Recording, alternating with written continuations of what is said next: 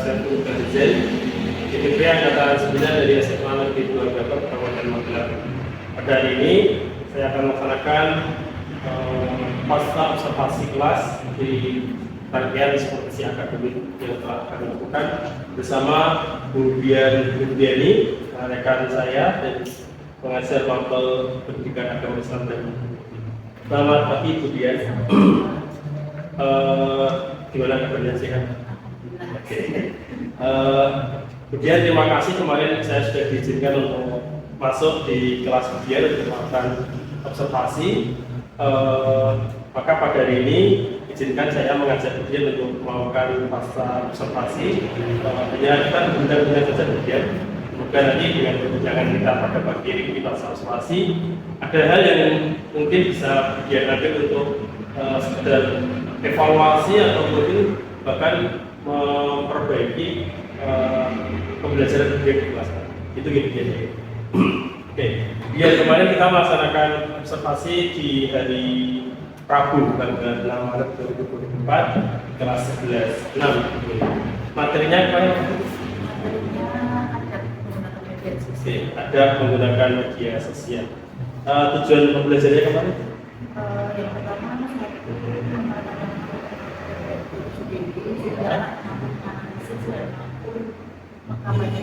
Oke, jadi anak-anak mampu menganalisis tentang adab menggunakan sosial dan anak juga bisa mengkampanyekan atau mendakwakan terkait dengan media sosial tersebut. Gitu. Kemarin kemudian juga di praobservasi mengatakan menyampaikan bahwa ada beberapa area pengembangan yang akan dihindari ketika pembelajaran kemarin, yaitu kompetensi sosial emosional di mana anak memiliki tanggung jawab terhadap dirinya dalam penggunaan media sosial tersebut. Kemudian juga area pengembangannya adalah pembelajaran berdiferensiasi, yakni dalam diferensi produk gitu. Kira-kira Bu, dari pembelajaran yang kemarin dengan lakukan, gimana sudah puas?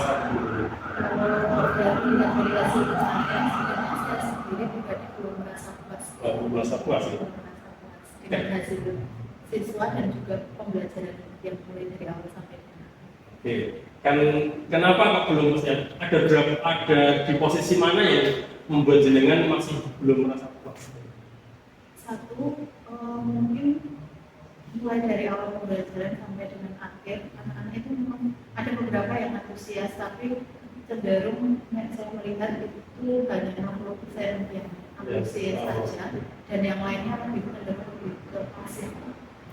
Beberapa anak yang masih pasif gitu. Kira-kira nih kalau disuruh menilai tentang 1 sampai 10, kira-kira pembelajaran yang dengan lakukan kemarin dinilai berapa?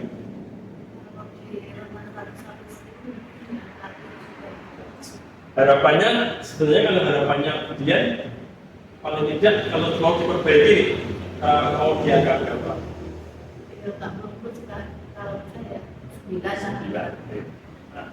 Gambaran kondisi pembelajaran yang dengan nilai katakan 9 itu yang seperti apa sih harapan kemudian?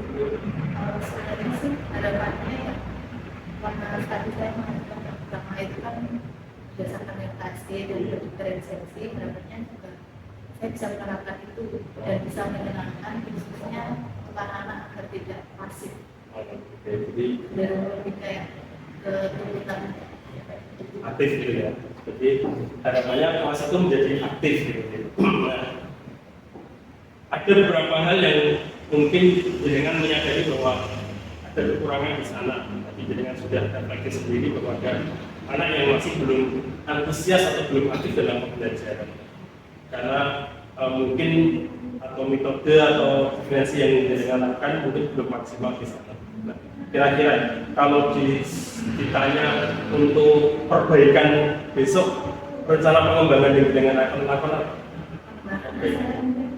akan belajar diferensiasi dari Jadi kalau lebih membantu pembelajaran berdiferensiasi, topiknya di tempat mana ya? Pelatihan-pelatihan yang umum atau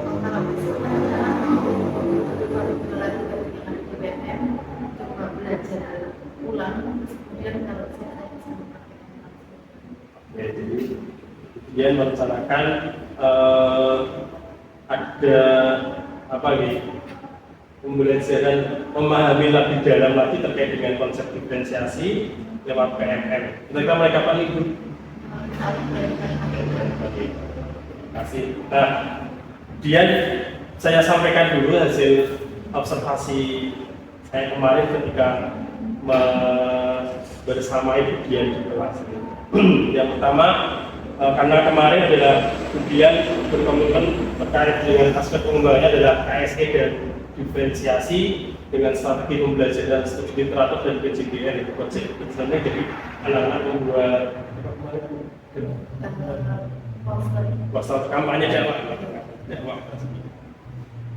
Jadi kalau menurut pengamatan saya, yang utama adalah di pendahuluan dia sudah baik di sana. Mungkin pemantiknya yang kurang, pemantiknya yang lebih tajam lagi, perlu dipertajam lagi dalam pemantiknya. Kemudian untuk KSE-nya ini sudah muncul karena anak-anak terlihat sangat serius sekali membaca literatur dari sumber yang mereka cari dari internet. Ya walaupun ada beberapa anak yang dengan tadi katakan antusiasnya masih kurang tinggi, tapi secara umum anak-anak sudah memiliki tanggung jawab terhadap apa yang harus dia kerjakan ketika diminta untuk mencari data, mencari informasi terkait ada berbagai sosial dan internet.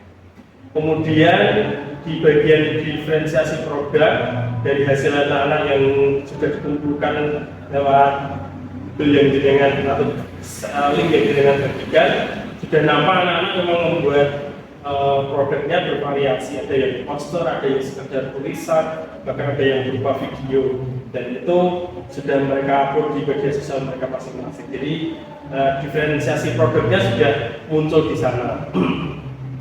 Terkait dengan strategi pembelajarannya, studi literaturnya, secara keseluruhan sudah bagus, namun perlu ada peningkatan lagi karena masih ada beberapa murid yang memang belum maksimal, yang dengan katakan dan dengan sadari sendiri bahwa masih ada beberapa anak yang tidak semangat dalam mencari dan sebagainya. Itu di studi literaturnya. Kemudian di PJDR-nya, proyeknya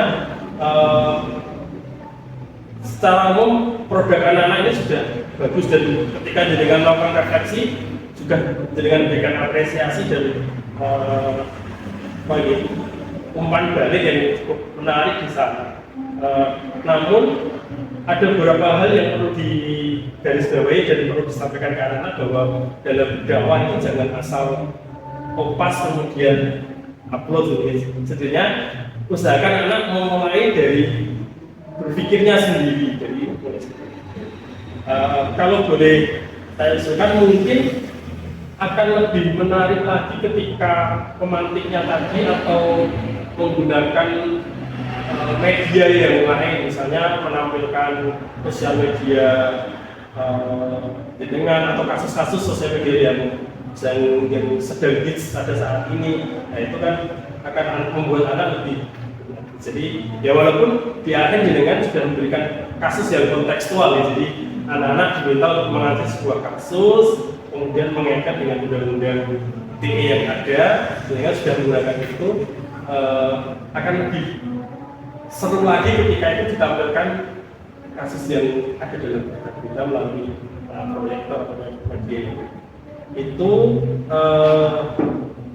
Hasil observasi saya, mungkin nanti kemudian yang lebih merasa bahwa kurang aktifnya anak-anak dalam belajar, yang dengan sudah sadar sendiri, dan kemudian dengan sudah punya rencana pengembangannya, yaitu melalui belajar lebih dalam lagi terkait dengan konsep diferensiasi lagi. Mungkin setelah belajar saya izin masuk kembali kuliah. Paling tidak kalau ini diferensiasi produk, bisa ada diferensiasi kontennya lah misalnya, atau mungkin diferensiasi prosesnya lah anak-anak di sesuai dengan. Jadi dengan rencana pengembangannya adalah tadi belajar lebih dalam lagi terkait dengan diferensiasi di PMM, mulai minggu depan sudah dimulai, dan nanti kalau di sini saya tak melihat lagi biar ada kesinambungannya. Kemudian kira-kira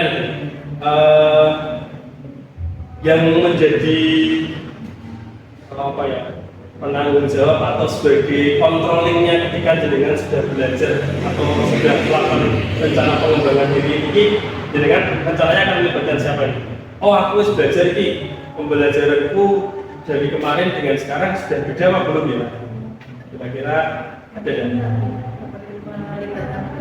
rekan sejawat jadi jenengan akan melibatkan rekan sejawat untuk controlling, artinya yang mengontrol bahwa oh ini sudah ada perbaikan ya, rekan transkip sudah ada perbaikan psikologi, sudah ada nah, kira-kira untuk mengoptimalkan rencana pengembangan diri jenengan, bantuan apa yang jenengan butuhkan? Mungkin dari rekan sejawat atau dari pihak sekolah mungkin.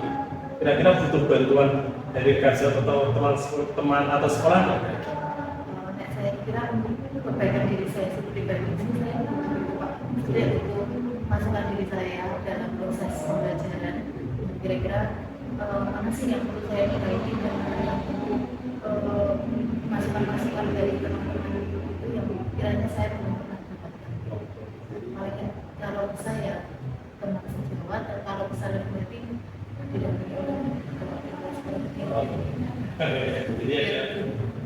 jadi ada dukungan untuk dalam pengembangan itu dari rekan sejawat dan support dari stakeholder sekolah, atau dalam hal ini mungkin bisa kepala sekolah ya, biar ada semangat untuk itu. Kemudian observasi kami sudah saya sampaikan, dan dari percakapan ini kira-kira yang dengan didapatkan setelah proses supervisi akademik ini apa? Yang saya dapatkan setelah satu ilmu baru, artinya di sini ternyata kita mengajar itu mungkin di mata kita sudah bagus, sudah ideal, tapi ternyata ketika kita disupervisi oleh rekan sejawat atau bahkan oleh sekolah, ternyata masih ada celah yang ternyata kita masih kurang perbaikan. Jadi perbaikan itu kemudian ada rencana tidak? Dan mungkin kalau kita mengajar sendiri, juga ketika disupervisi ada sedikit rasa ruginya, terus jadi buyarnya. Jadi buyar ya. Oke, terima kasih Budian. Mungkin dari sisi supervisi akademik ini dengan punya tadi yang dengan sampaikan, ternyata masih ada beberapa yang perlu diperbaiki dalam pembelajaran yang sudah kita lakukan. Memang kita harus punya growth mindset, jadi harus terus belajar bahwa ada beberapa yang perlu kita perbaiki dalam pembelajaran. Terima kasih Budian sudah diizinkan untuk melakukan supervisi dengan Budian. Semoga nanti ke depan Budian juga bisa memperbaiki dan rencana pengembangan diri yang jenengan rencanakan juga bisa terlaksana dengan baik. Seandainya memang butuh bantuan dari rekan sejawat, silakan. Saya juga sedia diajak berkolaborasi untuk perbaikan, artinya saling menilai. Kadang saya juga belum tentu cara mengajar saya salah benar. Mungkin perlu ada masukan, karena dengan berkolaborasi akan menjadi baik. Itu saja. Kemudian terima kasih atas kesempatan dan waktu yang diberikan kepada saya. Kurang lebih mohon maaf. Assalamualaikum warahmatullahi wabarakatuh.